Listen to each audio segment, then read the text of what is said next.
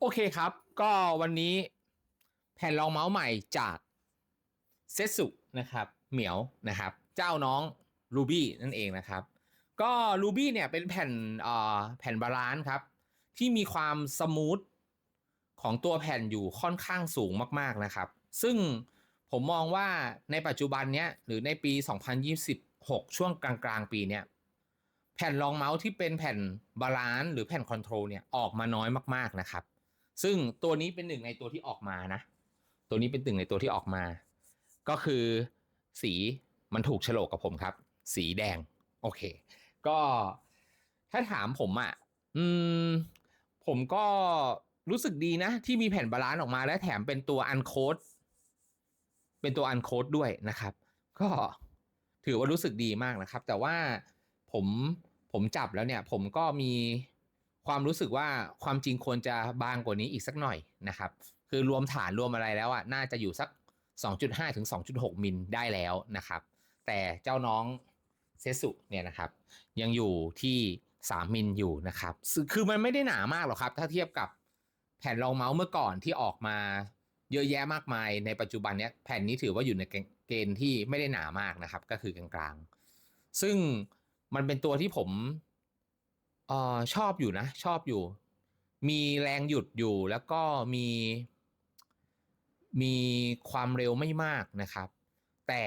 มันไม่ใช่บาลานซ์ที่ติดคอนโทรลนะครับก็คือมันยังเป็นแผ่นบาลานซ์ที่ใช้ได้ดีอยู่ซึ่งผมลองกับหลายๆฟีดแล้วสรุปผมชอบดิสโพเรียนะครับพอใช้กับแผ่นนี้นะยังชอบดิสโพเรียอยู่นะครับดิสโพเรียไมตาเลนะครับผมว่าเหมาะกับตัวนี้อยู่นะครับคือมันทำให้รู้สึกว่าตัวแผ่นไม่ได้ช้าไปนะครับซึ่งผมว่าความจริงต่างคนต่างมองนะเราก็พูดกันตรงๆว่าแผ่นบาลานซ์เนี่ยเหมาะสำหรับใครเหมาะสำหรับมือใหม่เหมาะสำหรับคนที่ใช้แผ่นกระจกเป็นครั้งแรกเนี่ยผมอยากแนะนำแผ่นบาลานซ์ไว้ก่อนนะครับแล้วก็ซึ่งตัวเนี้ยก็ถือว่าทำได้ดีและราคาก็อยู่ในเกณฑ์กลางๆไม่แพงไปไม่ถูกไปนะครับแล้วก็ของแถมในกล่องเนี่ยก็ถือว่าให้มาเยอะอยู่พอสมควร ผมได้ลองส่องผิวแล้วได้ลองดูเอ่อตัวหลายๆอย่างแล้วเนี่ยผมก็เลยคิดว่ามันเป็นแผ่นที่น่าซื้ออยู่ในปี2026นะครับแล้วก็อย่างที่บอกครับสีแดงแรง3 เท่าก็นะเพื่อนๆก็รู้เนาะช่องผมสีช่องผมคือสีแดงขาวนะครับแดงขาวดำอะไรอย่างเงี้ยครับก็ถูกโฉลกกับผมพอดีนะครับซึ่งต้องพูดกันตามตรงนะว่าแผ่นนี้ได้รับการสนับสนุนมาจากร้าน Mouse Innovation นะครับแต่ถ้าให้พูดกันตรงๆนะครับทาง Mouse Innovation เนี่ยเขาไม่ได้ส่งสคริปต์มาให้ผมนะครับทาง Mouse Innovation เนี่ยคือให้อิสระผมในการทำรีวิวเจ้าแผ่นตัวนี้แบบ100%นะครับแล้วก็ใครสนใจสามารถสั่งซื้อผ่านลิงก์ได้นะครับหรือลิงก์สินค้านะครับหรือ Affiliate ของผมได้นะครับเดี๋ยวทางร้าน Mouse Innovation ก็จะจัดส่งไปให้คุณถึงบ้านอย่างปลอดภัยครับผมก็เปิดต้นคลิปเอาแค่นี้แล้วกันครับอ้อคลิปผมมีซับอิงแล้วนะครับเป็นซับอัตโนมัตินะครับเพื่อนๆถ้าใครเป็นชาวต่างชาติก็ติชมได้เหมือนเดิมนะครับแล้วก็เดี๋ยวเราลองมาฟังความรู้สึกของผมในการใช้แผ่นนี้ดูนะครับว่าเป็นยังไงแล้วก็อยากให้เปิดใจหน่อยนะครับในปีนี้แผ่นบาลานซ์ก็ยังใช้ได้ดีอยู่นะครับไม่ใช่จะมีแต่แผ่นสปีดนะโอเคไปรับชมคลิปกันได้เลยครับ โอเคก็อันนี้เป็นการอันบ็อกให้ดูคร่าวๆนะครับว่าในกล่องของเจ้าตัวเซซุนะครับเซซุเหมียวนะครับตัว Ruby เนี่ยมีอะไรบ้างนะครับก็คือในกล่องเนี่ยเขาก็เป็นกล่องตัวกระดาษนะถ้าตามถามความสวยงามของกล่องก็ทำออกมาได้สวยดีเหมือนกันนะครับก็เปิดออกมาก็เจอแผ่นเลยนะครับซึ่งตัวแผ่นเนี่ยเขาให้สเปคเขาเขียนมาว่าหนา3 นิ้วนะหนา3 นิ้วแต่ว่านี่นะครับเดี๋ยววัดกันเลยนะครับเดี๋ยววัดให้ดูจะได้หายข้องใจกันว่าสเปคเนี่ยมันตรงไหมนะหนา3.3 มิลนะครับหนา3 มิลก็ เฮ้ยตรงนะตรงนะตรงครับตรง3 มิลเพื่อนๆ3 มิลเลยโอเคก็ถือว่าใช้ได้นะก็คือในปี2026ช่วงกลางปีเนี่ยความจริงแผ่นกระจกที่หนา3 มิลเนี่ยคือเยอะมากเลยนะเพื่อนๆเยอะมากก็ไม่ใช่แผ่นแรกแล้วก็ปัจจุบันเนี่ยบางแผ่นหนา2.8 2.6มีนะครับแต่ว่าก็ถือว่าทำออกมาได้ดีนะ3 มิลแล้วก็คอสตอมเบดนะครับคอสตอมซิลิโคนเบดเป็นของทางแบรนด์นะครับเซซุเหนียวนะครับต่อไปนี้ผมจะเรียกว่าเจ้ารูบี้นะโอเคก็คอสตอมเบดของเจ้าตัวรูบี้เนี่ยเป็นคอสตอมเบดของแบรนด์นะครับแล้วก็ในกล่องเหรอในกล่องก็จะมีเขาเรียกอะไรนะเหมือนที่ขั้นหนังสือเลยอะผมเรียกที่ขั้นหนังสือได้ปะปึ๊บเอ้าโอ้โหแล้วออกยากซะด้วยอ่ะโอเคเป็นเหมือนที่ขั้นหนังสืออะเพื่อนๆทำเป็นโฮโลแกรมมานะครับเป็นทิกเก็ตเป็นทิกเก็ตดิทำเป็นทิกเก็ตเหมือนในเกมอะแวบโอเคก็นะตามเรื่องแล้วก็เจ้าตัว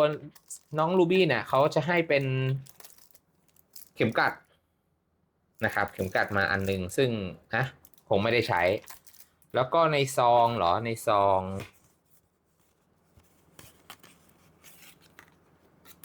หมดแล้วในซองก็จะมีฟีดดอทมา2ชุดนะครับฟีดดอทมา2ชุดนะครับแล้วก็คอลเลกชันการ์ดนะคอลเลกการ์ดนั่นเองนะเป็นไงแจ๋วอยู่ก็ให้มาก็ไม่ได้มากมายอะไรแต่ก็ถือว่าให้มาครบนะสำหรับของแถมนะมีทั้งฟีดมีทั้งอะไรก็ถือว่าผมก็ถือว่าโอเคนะครับเพราะว่าบางแบรนด์แม้แต่ฟีดก็ไม่แถมนะมาแต่แผ่นรุ่นๆเลยและราคาก็พอๆกันนะครับส่วนตัวผมมองว่ายังเป็นแผ่นที่สามารถซื้อได้อยู่นะสำหรับใครชอบแอนิเมะหรือชอบไวฟุนะครับมันไม่ได้ไม่ดีอะครับมันสวยอยู่นะเพื่อนๆเจ้าตัวเนี้ยแล้วมันเป็นสีที่ผมโปรดปรานด้วยสีแดงนะครับแล้วก็ตัวแผ่นเนี่ยถ้าเราลองจับดูด้วยการเอามือรูปอะเราจะรู้สึกเลยครับว่ามันสมูทมากๆนะว่ามันสมูทมากๆไม่พูดว่ายังไงอะตัวแผ่นเนี่ยมันสามารถใช้ได้ดีมากนะครับถ้าคนชอบสำหรับแผ่นบาลานซ์นะครับแผ่นบาลานซ์เนี่ยถือว่าเป็นแผ่นที่ช่วงนี้จะหายากหน่อยนะช่วงนี้จะมีก็สปีดออกมารัวๆเลยนะครับแล้วก็คอนโทรลบ้างเป็นบางแผ่นนะซึ่งแผ่นบาลานซ์เนี่ยหายากขึ้นพอสมควรเลยโอเคเดี๋ยวเราไปฟังสรุปหลังใช้งานดูนะครับว่ามันจะเป็นยังไงไปโอเคครับเมื่อกี้ลืมถ่ายให้ดูเลยอันนี้เป็นตัวเพิ่มของคลิปนะครับก็ตัวนี้เป็นกล้องจุลทรรศน์นะครับเอาไว้ส่องผิวนะผมจะทำการส่องผิวให้ดูนะครับว่าตัวผิวของตัวเนี้ยที่มันดูแบบเอ่อสมูทเนี่ยลายมันเป็นยังไงนะลายของแผ่นมันเป็นยังไงนะครับคือถ้าให้พูดกันตามตรงอ่ะช่วงหลังๆมาเนี้ยลายของแผ่นกระจกเนี่ยที่ผมลองส่องดูอะไรดูอ่ะมันก็คล้ายๆกันไปซะหมดเลยอะครับทำให้ไม่ค่อยตื่นเต้นเท่าไหร่อ่ะนะแต่ว่าถ้าถามว่ามันก็มีที่ลายต่างกันไหมก็พูดกันตรงๆได้ก็คือมีนะครับก็หวังว่าตัวนี้เขาจะทำผิวใหม่นะเพราะว่าในเมื่อแผ่นเขาเป็นอันโค้ดเนี่ยผมก็หวังไว้กับตัวเขาสูงเหมือนกันนะครับโอเคเดี๋ยวลองปรับดูนะครับ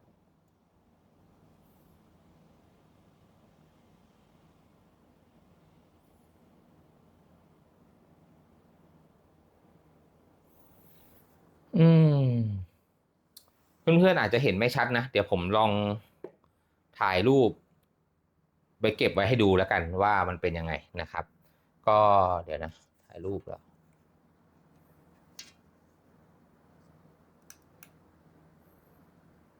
โอเคเดี๋ยวลองถ่ายเพิ่มสักรูปหนึ่ง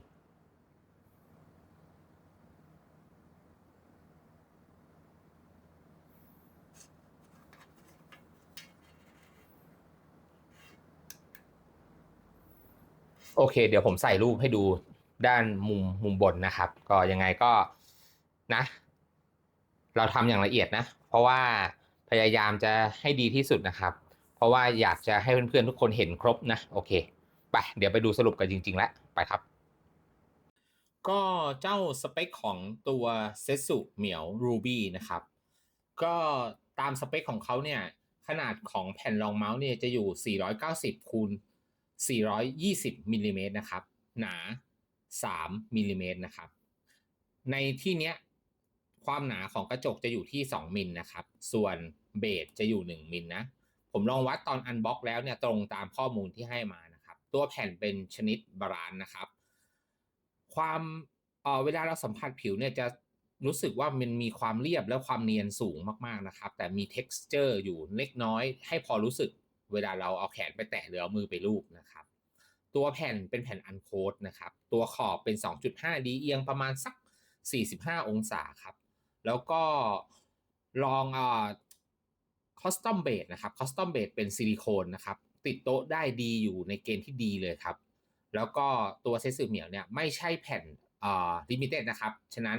ทางแบรนด์เซสึเหมียวเนี่ยเขาน่าจะผลิตออกมาเป็นรอบๆนะครับแต่ว่ารอบนี้ก็วางขายได้หลายประเทศแล้วนะยังไงก็ลองไปชมต่อในคลิปครับโอเคเดี๋ยวเรามาสรุปกันให้ฟังนะครับหลังใช้เจ้าแผ่นตัวนี้มา2วันเต็มๆนะครับก็